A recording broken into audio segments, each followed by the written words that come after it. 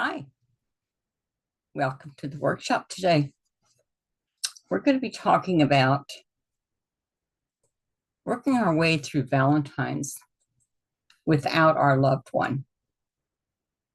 It can be very hard to do when the whole world is focusing on love and sweetness and couples. And we're not a couple anymore. And we have to acknowledge this change in our world. Valentine's can be very difficult when we're separated from our loved one.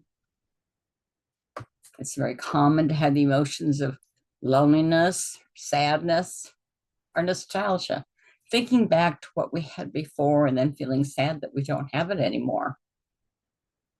We have to shift our perspective from absent of what we don't have or who we don't have to presence in new ways.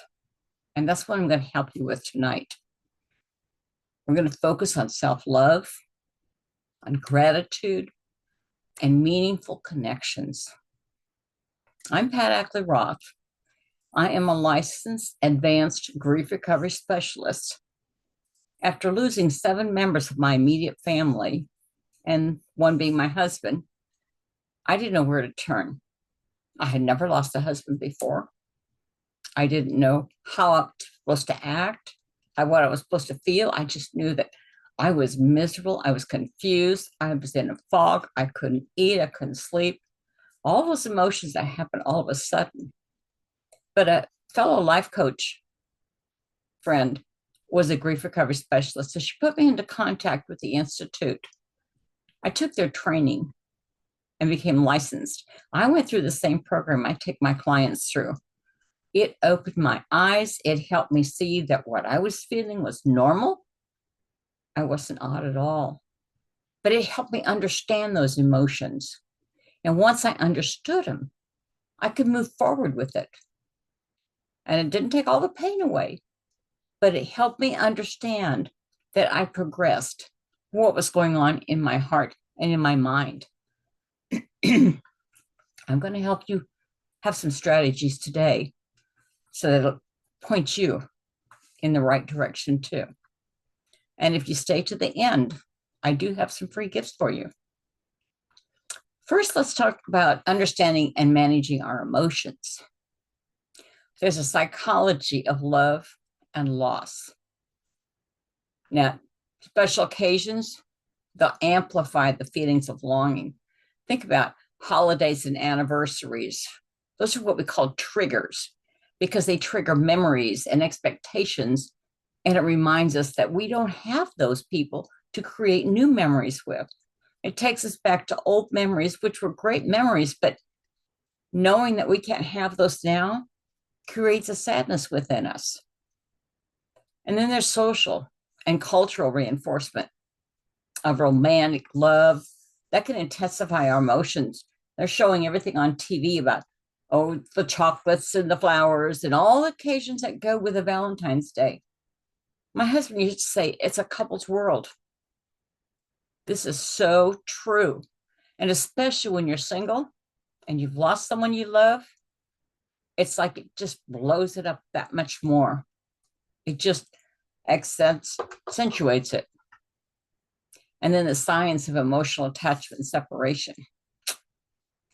Our brains respond to that separation. Our brain is what thinks our logic. Our heart, that's our emotions, our love, our longing, our sadness. Our logic will say, they're gone, they're not coming back. And our heart says, but I miss them. And they say too that oxytocin and dopamine in love are connected. So that when that's reared up and you're in love, that just goes overboard. What does that mean? It goes the other way when you're lost and when you're sad. We need to understand the difference between grief and temporary longing. Temporary longing might be your child's going away to camp. Your husband's going on a business trip. It's a short term. They're coming back. Grief has an end to it. They're not coming back. And when they're getting that to sink in, sometimes that's difficult. Some people have a real struggle with it when it first happens, and they try telling themselves, oh, it was just a bad dream. It really wasn't happening. It's definite. It happens.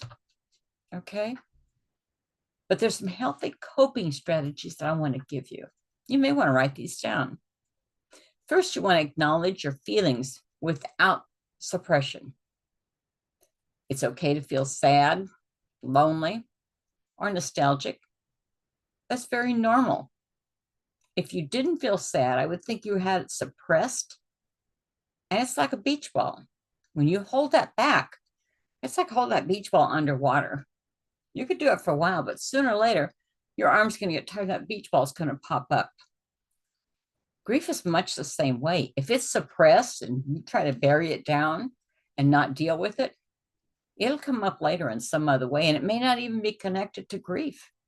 It may be an anger outburst that's totally out of character for you.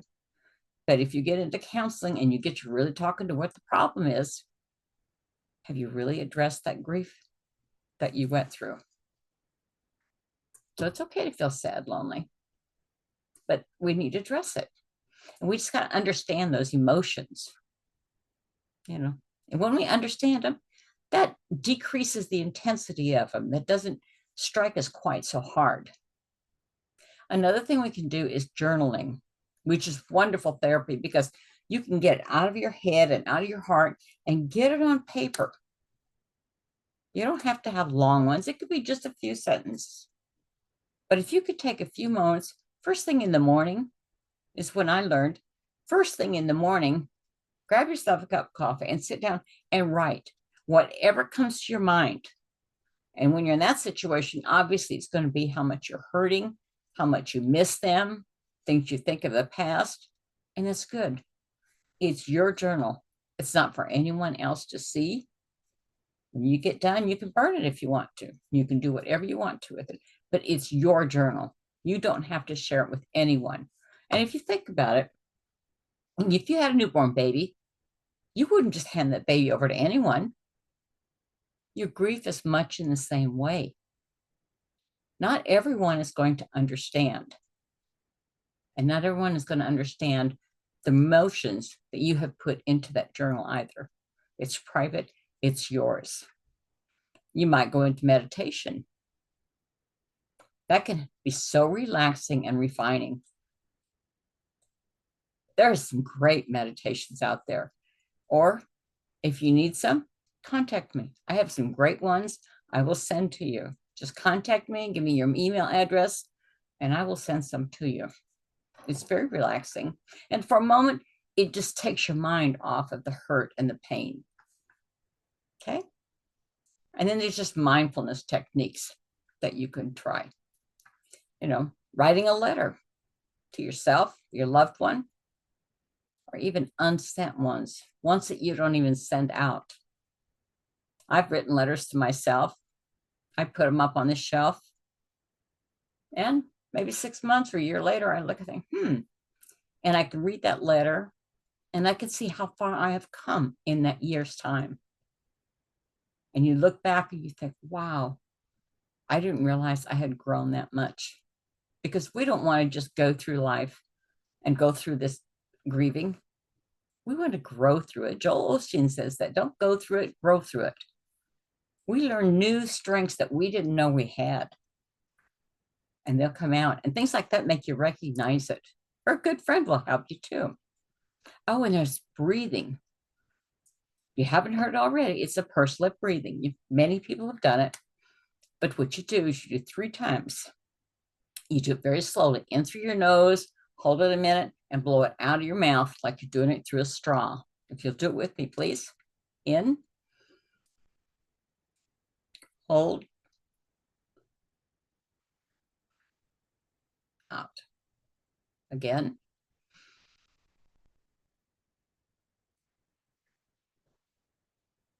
One more time.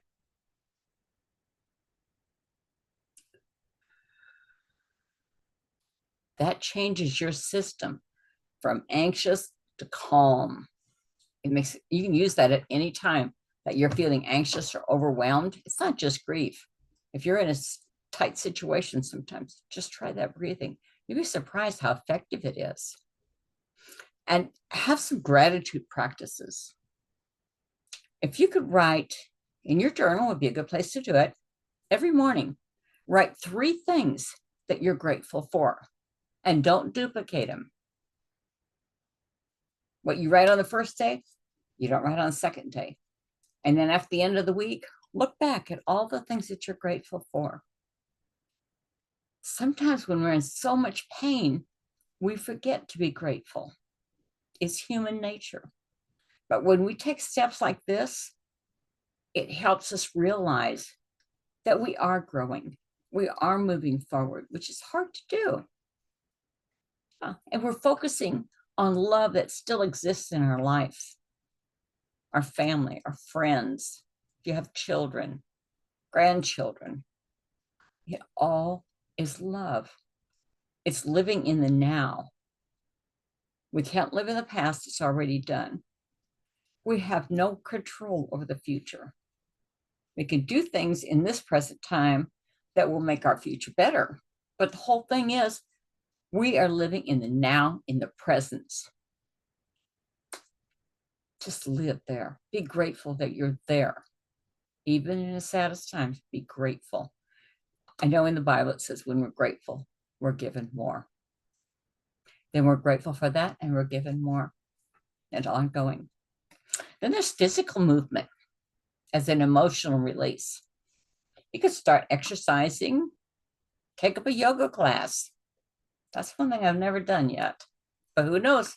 Life is not over yet. Or even a simple walk that can help shift your emotional states.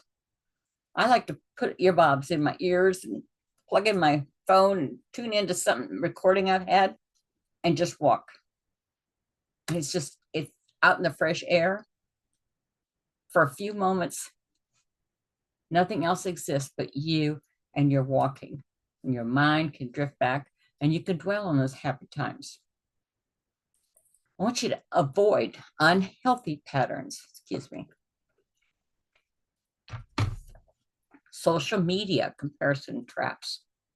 You're seeing curated versions of others' relationships.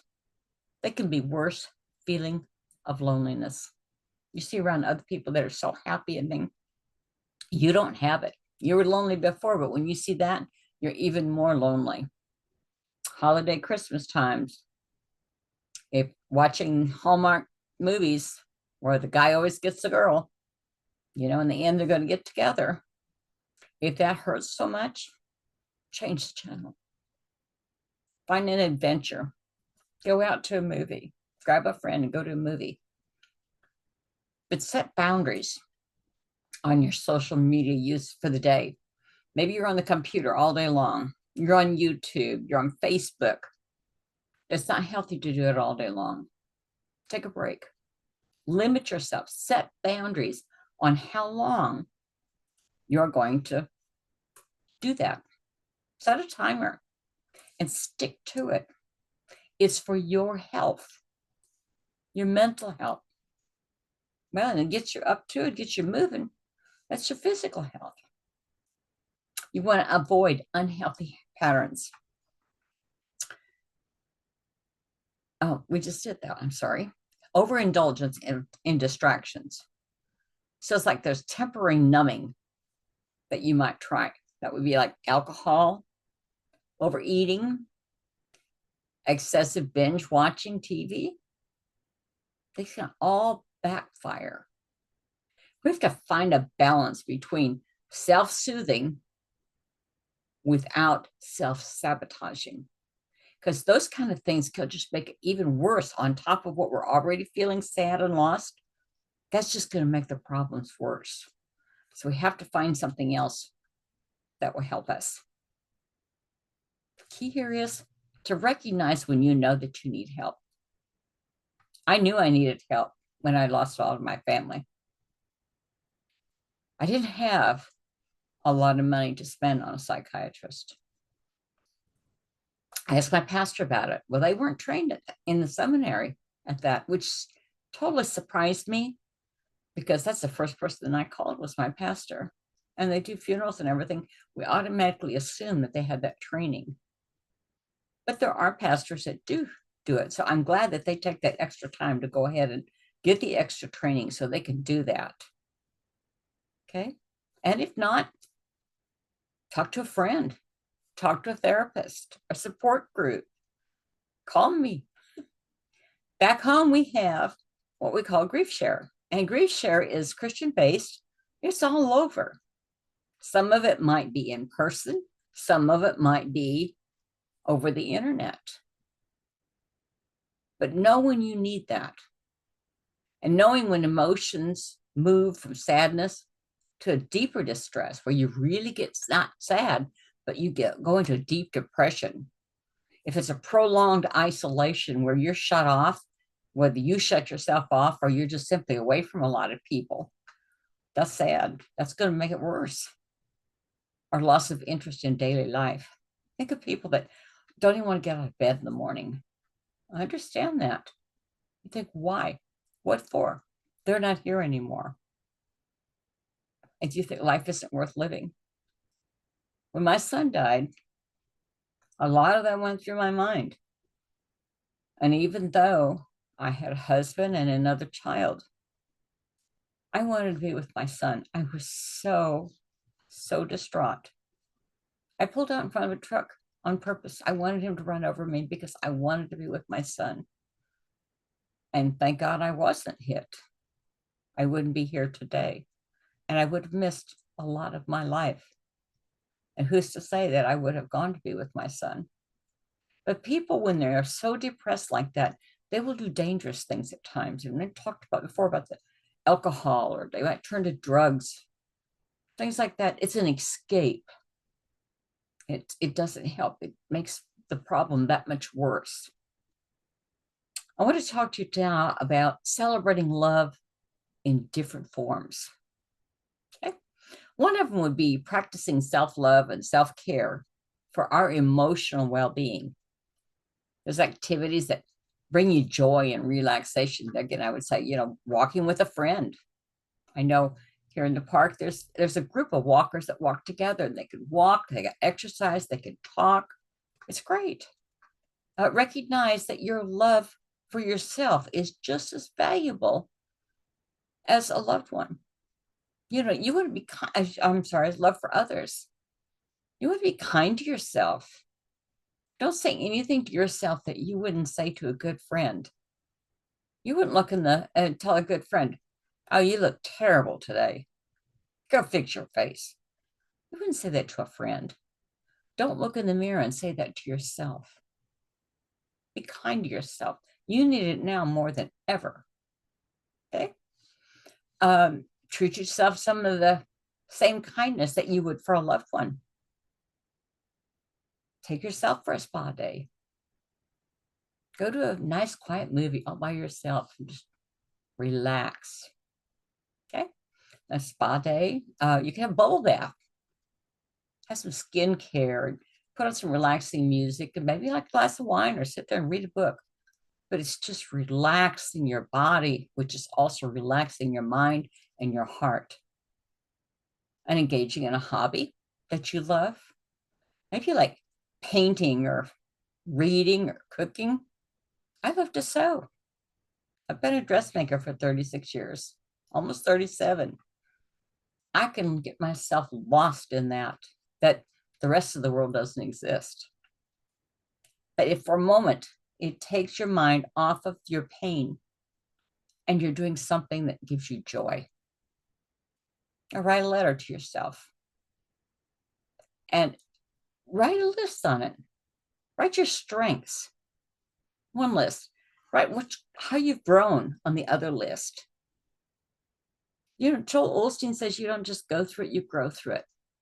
If we didn't go through the trials in life, we would not be the person that we are today. We wouldn't have the knowledge, the insight, the strength. There is no way that I would have done this work Had I not gone through the grieving process with so many of them, I wasn't that kind of person. I had to experience it. And I can't help but feel that God puts us through these trials for a reason. It's not just because. There's a reason. So write a letter to yourself, and you'd be surprised how many strengths and growth that you could find on yourself. And then there's connecting with others. Reach out to those friends and family. When I lost my son, my church family, I had no other family around. My church family held me together. I know the first 3 Sundays that I went to church, I cried through the whole service. I didn't understand why. Now I do. That was the last place I saw my son, was in church before he was buried. So when you can understand a little bit more, you can reason with it. Doesn't mean it hurts any less, but you understand it more. So talk to your friends and family. Some of them may have gone through the same thing. Now, everyone's unique, and everyone's grief is unique. So it's not going to be exactly the same, but they understand a lot of that pain because they have had their own pain. But don't compare. Just find someone that will listen to you, let you express yourself, and you can get your feelings out. Once you can talk about them, get them out of your body, write them on paper, talk to a friend. Yeah, that helps so much. You could plan a virtual or in-person gathering with loved ones. Zoom has opened a lot of doors. I know with my life coaching, my grief counseling, I can talk to people anywhere, talking right into the computer. You could set up one of those. Zoom is free. I have the paid version because I can talk longer. I can have up to 100 people on the website or the workshop. But you can get free 40 minutes. Get as many people on there. Get your whole family on there. Have a family reunion. Something that brings you joy. Maybe you've got a family tradition, something of a Valentine's Day that you could do. That doesn't necessarily, you don't have to have a pair. You don't have to have someone there. You're just participating as an individual. Okay? You can call or write messages to those who have supported you. Thank yous are wonderful. I know my generation, we sent out thank you cards. But just to send a thank you card to a friend, thank you for being there for me. Thank you for listening. Thank you for holding me when I wanted to cry. That means a lot. And Valentine's Day isn't really that much different either. You need those people, and they'll be there to help you. But so many times they say, well, call me if I can help. And we don't reach out. We have to be a good giver as well as a good receiver. If we reach out and we say, I really need a couple of things from the grocery store. The next time you go, would you mind picking them up for me? They're glad to do it because they want to help, but they don't know what to do. We have to tell them, okay, let's have a Valentine celebration. And sometimes it could be no romance. It just show appreciation to close friends and family. Or organize what they call a Galentine's, which means it's all the gals, or a Palentine's Day with your friends, your pals, and just have a get-together celebration. A get-together doesn't have to emphasize Valentine, okay? Or there's participating in community or volunteer activities. That'll bring your heart around. When you see how other people have had it, you can always find somebody that's got it in a rougher shape than we are. And for a moment, it humbles us. It teaches us to be grateful again, even though we're hurting. I never want to not acknowledge the hurt because it still hurts. My son's been gone 28 years. It still hurts that I can't see him as a full-grown man. He would be in his 50s now. He was 23 when he died. Yeah, it still hurts, but it's gotten easier. Time doesn't heal. It's what we do within that time that heals us. I choose to look on the positive side that each day that I spend, I've gotten to spend one more day on this earth with the people that I love. And I'm one day closer to being with those that I've already lost. They're up there waiting for me. And I know I'm going to see them again. I know that. God's promised that to me, and I know it. So participate in community or volunteer activities. Acts of kindness can fill the emotional gaps. Just do kind things. Nothing in return, just to be kind. Consider volunteering or donating. I know my sister was a wonderful one for just the kindness. I'll never forget, she said one time she was leaving Walmart, and there was a little old lady sitting on the bench right by the exit doors. And she said, oh, she just looked so sad sitting there. She was just so solemn. And Sharon went up to her and just said, oh, that dress is so pretty on you. And she said, the lady just perked up and she just smiled. She sat up straighter and she said, oh, thank you. And then Sharon walked away. And she looked back and that lady was still sitting there. It made her day. What we don't think is much to someone else, it could be huge. And the thing of it is it was kindness that came from our heart, and we're passing it on to other people. Instead of sitting there and feeling woo, woo, woo me, the best thing we can do is help someone else. So volunteering is a great way to do that. You could write Valentine notes for a local charity or a hospital. A nursing home would be an excellent one. A lot of those people, they have no one. You could make Valentines for all the residents and they could exchange them. Make their day. And by making their day, it makes your day. It's just something sweet to do. So there again, reach out to family and friends. They might have some great suggestions too. And get into community things that are going on in town. We're in a park here, in this retirement park. There's something going on all the time. There are always fun volunteers. You can find things to do. If not, make it up. And you can honor the relationship from afar. Say that you can't get home with them and, have meaningful traditions. Like with my husband, I bought a special candle. On Christmas Day, we light that candle and it burns all day. Christmas Day only. His brother passed away a year ago. My sister-in-law bought a candle. This year, we set the candles together and we lit both of them. And they burned Christmas Day. It's just a remembrance of them. It's just a symbol of your love for them. You could send a letter or create a memory box. That's a really neat deal, especially if you've got children. Create a memory box. Have them draw pictures of sometime that was special to them, that they have love there. And then you could do video calls, like I mentioned, get on Zoom. You have those virtual experiences together.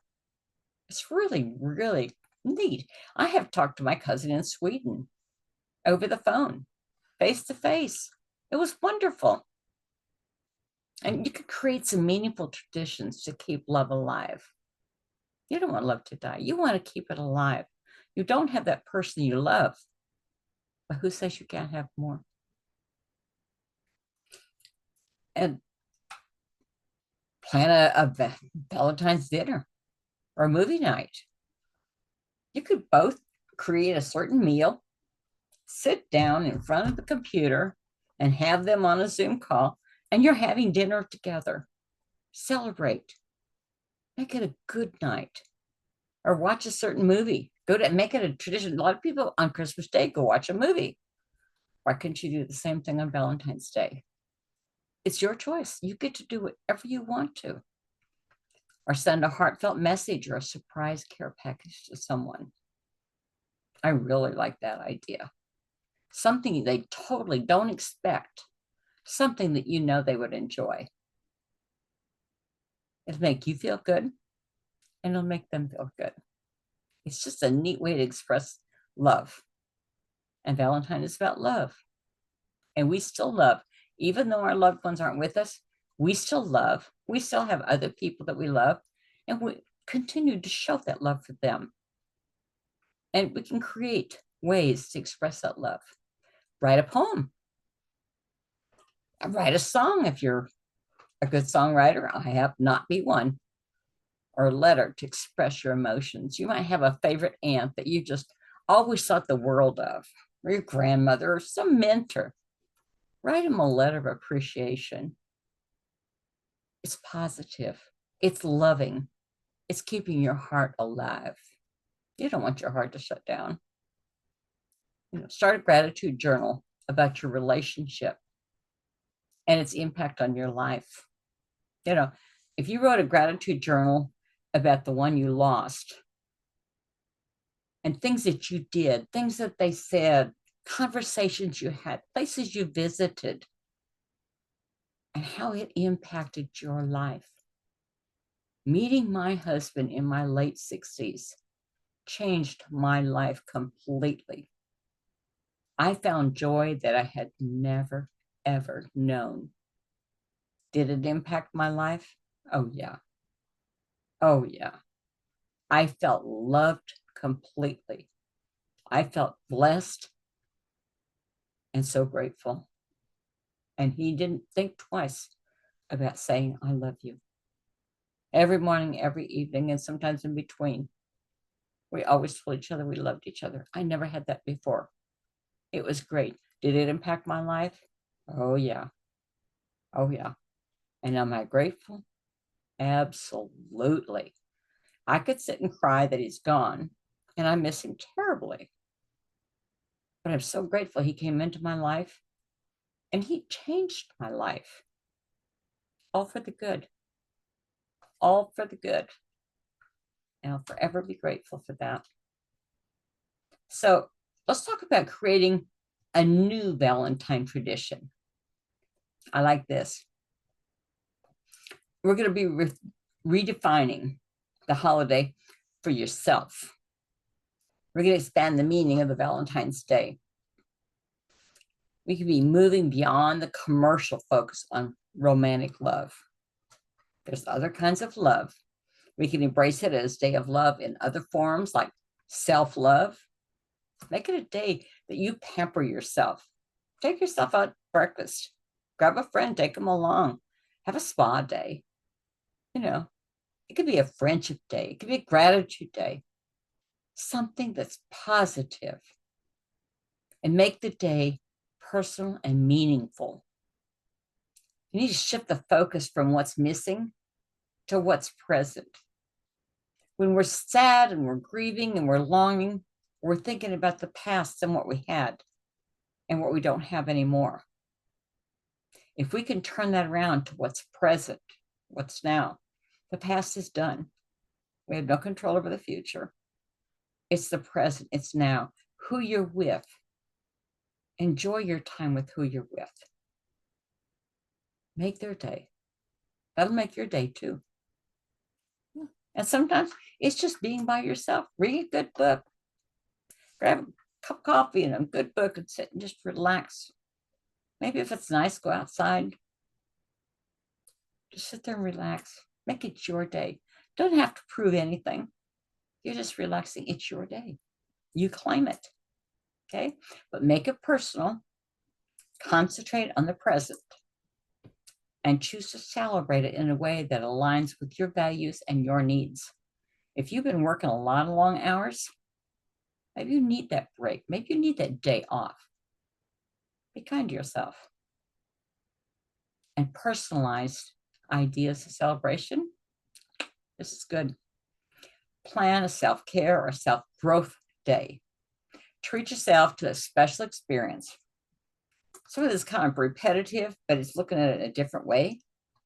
You could take a day trip. I know my brother would take his wife in the fall, and it was a surprise trip. She never knew where they were going to go.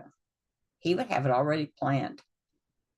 They might take a leaf trip and go up in through the hills and the mountain, the trees and the hills and all that stuff were changing colors.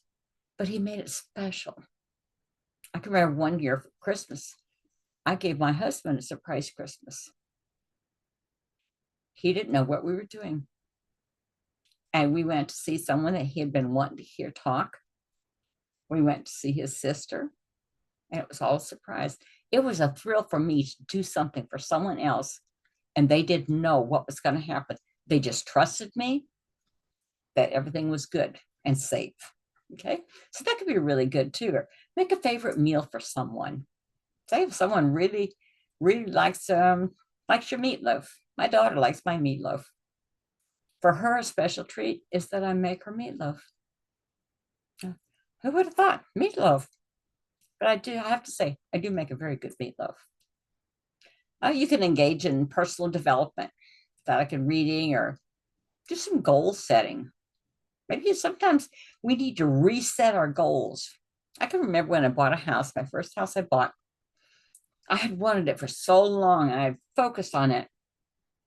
We got in, and after a couple of days, I'm boxes everywhere and I'm trying to put things away and work at the same time. I sat down in the middle of the floor and I just bawled. So what is wrong with me? I got what I want. But I really think that it's because I had focused, so tunnel focused on one specific thing, and I hadn't had time to reset to new goals. Or sometimes you want goals that'll overlap or two different goals. But at that point, I had expressed all my goals and I had to learn to reset them. So that might be something too. Have a day that you just sit down and write goals, things that you wish you really would like to do. Okay. Or you could make a vision board. That's really fun. Get yourself, one of the cardboard, can't think what your poster board.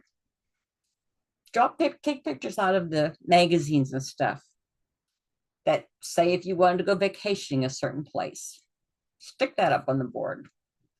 Say if you wanted a certain car, cut that out, put that on the board. Things that you wished you could have. Vision means something in the future that you would like to have or experience. Say you want to go on a yacht. Put a picture of a yacht on there. It could be a fun day to do, especially if you're doing it with a friend too, but you could do it by yourself. I just think it'd be more fun to do it with someone else. But engage in creative expression. How about writing a letter to your future self? Well, at my age, I'm just going to go 5 years from now. 5 years from now, I want to do this, this, and this. Some people might call it a bucket list. I call it goals that I want to accomplish. Some might take longer. Some might happen quickly. But if you don't decide on them first, everything starts with our thoughts. We have to decide first that we don't want to be sad anymore. We don't want to have day after day of sadness. We want to be alive. We want to do this and this. That moves us forward. Even if we just say baby steps, we're moving forward and we're moving in the direction of our goal, our dream. You deserve your dreams. And getting beyond Valentine's Day, knowing that you're a good person, you have dreams and goals, it just eases the pain. You don't feel like you're the oddball because you don't have someone right there with you, loving you. Okay. Do things for personal growth. Okay. Express emotions through art, music, or poetry. You won't hear any poetry from me. I might read it, but I don't write it. But I can remember when we were younger, we would do that. Write a poem about your loved one, a dedication to them. I think that's sweet. I've thought about writing a book, another book about my 6.5 years with my John. And I would call it Living the Dream, because it was a dream. It was a golden dream. The best 6.5 years of my life. I think I can make a book out of that. So what works for you? Okay. To try an adventure or a bucket list activity. Do something new. You might take a class, visit a new place that you've never visited before. go on a tour, or express a new hobby, or explore one. I'm sorry, explore a new hobby. Say a friend's been trying to get you to get into quilting and you say, I got too much to do. Give it a try. You might really decide you like it. You might have said, no, that's not for me, and look for something else. People that have hobbies, I believe they're happier people. I think they're more content, and I think they live longer because they're doing something with their hands and their mind. And with something they really love doing, their heart's involved too. I love making clothes. I really love making clothes. It's a hobby, but I've also done it for a living for 36 years. I went to college for it. I will do it until the day I die because it's an adventure that I love doing, but it's an extension of me. When I'm doing that, I'm not feeling about the loss that I had. I'm not feeling that I'm an oddball because I don't have someone for Valentine's Day. I'm doing something that I enjoy, which makes me feel confident in myself. When you're confident in yourself, it eases off the sadness, the judgment of yourself. Don't judge yourself.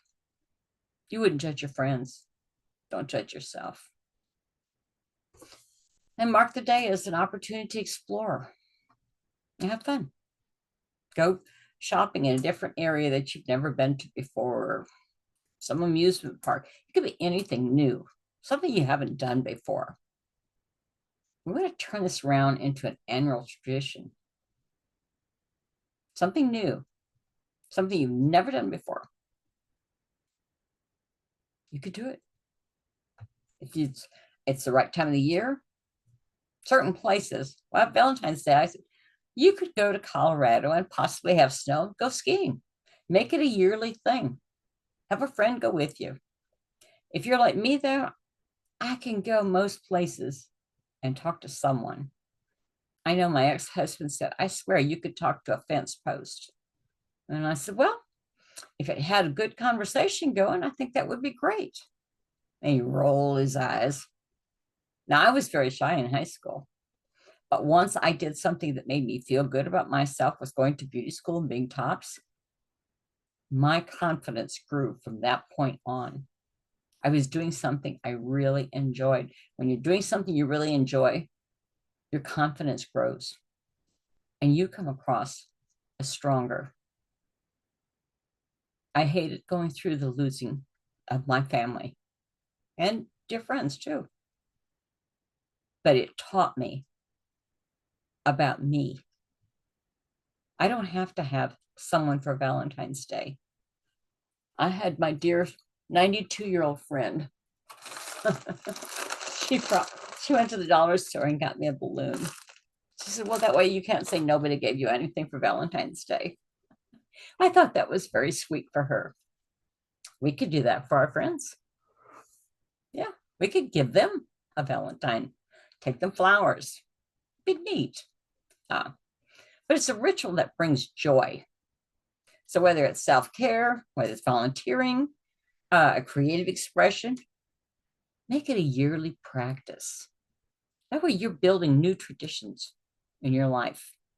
And bringing another person into it too, you're making traditions for them too. Incorporate gratitude and reflection. Use this day to look back on personal growth and the love that's in your life now. Your family, your friends. Moving forward after our loss, it's not the end of our lives. It's the end of a chapter in our life. It's not our whole book. It's one chapter. We're still going on. My son was 23 when he died. I told his wife that she needed to go on because he died and she didn't. There's no way that I wanted her to be sad for the rest of her life. She was young. She was in her 20s. She had 3 little kids. I love the guy she married. He's awesome. He's good to those kids. He's good to her. He's a sweetheart. I'm so glad she found him.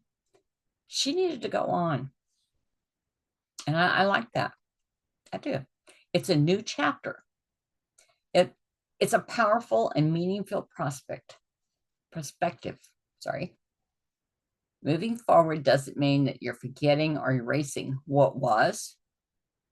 It means that you're carrying the love, the lessons, and the memories with us as we step into that next chapter.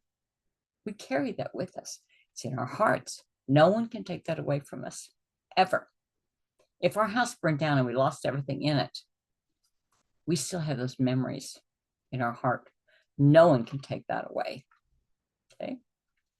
And then we'll have to embrace new beginnings while honoring the past. Kind of like a teetering. Moving forward after the loss is not about leaving behind what was, it's about carrying its meaning with us.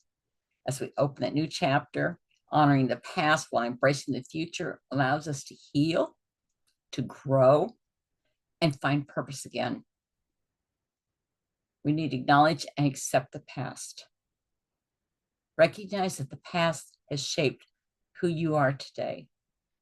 I've had some really rough spots in my life. Had I not gone through those trials, I wouldn't be sitting here right now. I wouldn't be doing the work that I'm doing. I wouldn't have the friends that I have. I wouldn't have the knowledge and experience that I have. It hurt to go through them, yes.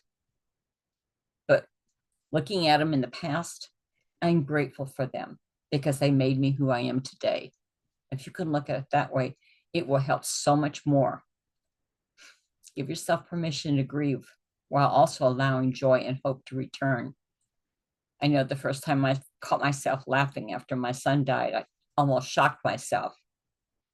I didn't remember the last time I had laughed. I had been in such pain. Give yourself permission to have both grieving and joy and hope to return. Understand that moving forward doesn't mean forgetting. It means integrating integrating the past into your new life. It'll always be part of your new life, whatever direction you go. But find meaning in the memories. Celebrate the impact of what you lost. Whether it's a person, a relationship, or a phase in your life, celebrate it because it came into your life. Even though it's gone, it came into your life. Gratitude. Be glad for that. Keep traditions that bring comfort, such as storytelling or journaling or creating a tribute. I have a Christmas tree that when my kids were growing up, we were broke. I had no child support, working 2 jobs. There's some years we really didn't have anything. One year we made decorations out of toilet paper rolls. And I would write on there where we were and the year it was. And when they got grown, they would be able to know where they spent every Christmas. And as I got older, I said, okay, do you want to take your Christmas things? And they both said, no. Now I'm glad they didn't. Because now every time I put those, that's a memory tree. I put those decorations on that tree and I can remember those Christmases. And I can remember them making those ornaments. I treasure that. That's something I take from the past. And it's a tradition that I can do. It brings me comfort. It brings me joy. It could make me sad, but I choose joy. Reflect on the lessons that you learned and how they guided your future. Yeah, but allow yourself to grow. Embrace the change. It's a natural part of life's journey. We're all going to change. We're not the same person we were when we were teenagers. I'm not the same person I was 20 years ago. I'm glad. I've learned lessons along the way. I've had sadness along the way. But I like to think that each day I'm better than I was the day before. Stronger, wiser, kinder. Explore new passions, relationships, and experiences that bring fulfillment to you. Yeah, embrace those changes. It's part of life's journey. Set new goals that align with your evolving identity and your dreams. Say if you've got a dream that you're wanting a new house, you might have to knuckle down, get a second job or something to save enough money to do the deposit. Remember I said I focused, tunnel focused on that house. I worked 2 jobs, saved every dime I could. We got it. We moved into that house, and it was great. To create a bridge between the past and the future. Keep a symbolic reminder that you cherish, like a keepsake or something, a ritual or practice that honors your past. I would say the Christmas tree with the kids' ornament was a good thing. It's a symbol, a reminder of the times when it was me and my children. We had no family around. We were down in Florida. It drew us closer together. That was some of the happiest years of my life. Poorest, but happiest with me and my children. Use these experiences to inspire and help others who may be going through similar changes. If you hear someone else that has lost their sweetheart, you know this is going to be a first Valentine that they're going to go through without them. Go there and be with them. Offer to take them out to dinner. Do something with them. Be there for them. Be a comfort. Listen. Don't judge. Don't compare. Just listen. Be there for their support. They'll appreciate it. Okay? Recognize that love and connections, they never truly end. They transform and they remain within us. I'll say that again. I think that's really good. Recognize that love and connections never truly end. They transform and they remain within us. Those times that you've had with your loved one, they're always going to be in your heart. Always. I keep the last Valentine's Day card that my husband gave me on our dresser.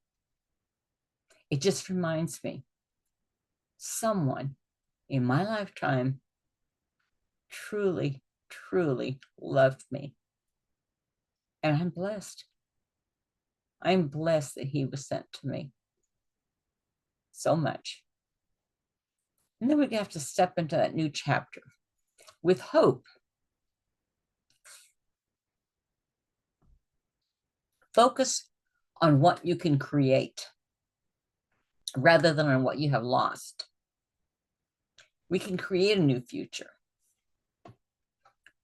We've all lost something somewhere. We've all lost. Even if children, say you move, those children lost their school, their classmates, their friends, their neighborhood friends. It's a hard adjustment for those kids. That's a major loss for them. So many times we overlook children thinking, oh, they're kids, they'll bounce back. Well, they will. Kids are pretty resilient. But that doesn't mean that they don't grieve and they don't hurt too. If you have lost your mate and you have children, you're not the only one that's going to experience sadness and missing them on Valentine's Day. Those children will too. And the other members of your family. If it was, say, your spouse, they have parents and family that miss them also.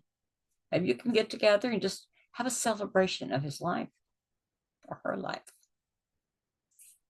Do something like that. It would be good. But you surround yourself with supportive people. People that love John. I like being around his family because they loved him. I can talk about him all day long.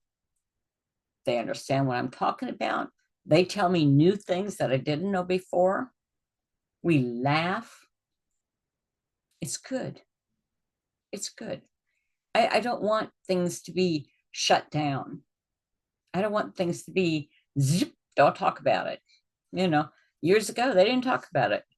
I am so grateful that now people will talk about it. I talk to people all the time about their grief, whether they've lost their mates, they've lost a pet. A divorce is a loss. You've lost the hopes and dreams of what you planned on that marriage. Yeah. Yep. You divorced him or he divorced you. You won't be celebrating Valentine's Day anymore. That could be a good thing. But many times it just reminds us that we don't have someone take something negative and turn it into something positive. It will help you grow. It will help you understand. And sometimes we have to forgive. That's an important issue there too. It's a hard one, especially if someone's hurt you. It's hard to do. Let's put joy back in Valentine's Day again. Not necessarily make it just for lovers. It's just a happy day for us. Celebrate you, okay? Accept that healing isn't linear. There will be ups and downs. But every step forward is a step towards fulfilling your future. I say you can take baby steps and you can make it up Mount Everest. You'll get there. Take a while, but you'll get there. Keep moving forward, okay? So what we've talked about now, some key takeaways for you. We talked about understanding and managing our emotions, okay? We talked about celebrating love in different forms, whether it be like friends, having a day with friends, self-love, and creating a new Valentine's tradition. Having our friends over to have a party, have a celebration. Love exists in many forms, and it's not confined to one single day. Love spreads out. Celebrate it every day. When you wake up in the morning, the first thing, just, I am loved. And 3 things that you're grateful for. Remember, don't repeat. 3 different things every day before your feet hit the floor of what you're grateful for. It makes your day totally start out much better, okay? Creating a new Valentine's tradition. Love exists in many forms and is not confined to a single day. The importance of self-love, resilience, and gratitude. Resilience is how you bounce back. Yes, it's kind of like taking 2 steps back and 1 forward, 2 steps back and 1 forward. But the day will come that will turn around and you'll take 1 step back and 2 steps forward, 1 back and 2 forward. That's when you're growing. Doesn't mean you're not sad. Doesn't mean that you don't miss that person. But your life is going on. They passed away. Your life is going on. And God has given you these extra days. He means for you to use them. He wants you to be happy. Don't let Valentine stop you just because it's for lovers. That love can be for you, your friends, your family. We learn new ways to celebrate it. We learn new ways that it can help us to grow, to be stronger, to be kinder. Share that love with other people. It's in you. Share it. Share it, yeah. And be resilient. Bounce back. The first loss I had was crippling. The second one, not quite so bad. And depending upon who it was I lost. When I lost my son and I lost my husband, those were the 2 worst losses of my life. The others were sad and they hurt terribly and I miss them. But those 2 stand out for me. But that's me. You have to do what is okay for you. And you place the importance on whatever is important to you. But find someone that you can talk to. I am here if you want to talk to me. And I said at the beginning that I have free gifts for you. I will give you free a complete complimentary 1-hour conversation with me. No cost. It's normally $300. I can give this to you free. All you have to do is go to my website, Acklie-Roth.com. It's all run together, www.Acklie-Roth.com/conversation. That will take you right to my calendar and you can see where there's an opening. I would be glad to talk to you. Whatever kind of a loss that you're feeling, or if it's in the life coaching matter, maybe it's something that you're dreaming of doing. That's okay. That's what I'm here for. I'm here for you to help you be stronger, to understand, to make new dreams. to be able to keep going forward. If you had lost your mate, I'm sorry, turn it around. If I had died instead of my husband, I wouldn't want him to sit at home and feel sorry for himself and just cave in. I would want him to go be around friends, be around family, get out, do things, find love again. I wouldn't want him to be sad. They don't want us to be sad. So I wish a very nice Valentine's Day for you. And I also would like to give you another free gift too. On my website, there is an ebook, a free ebook, and there's videos too, but this one is like 61 tips on grief. It's very well written, and I think you'll enjoy it. So take care of yourself. Happy Valentine's Day. And I know it's going to be a good one for you. I wish you so much love. Bye for now.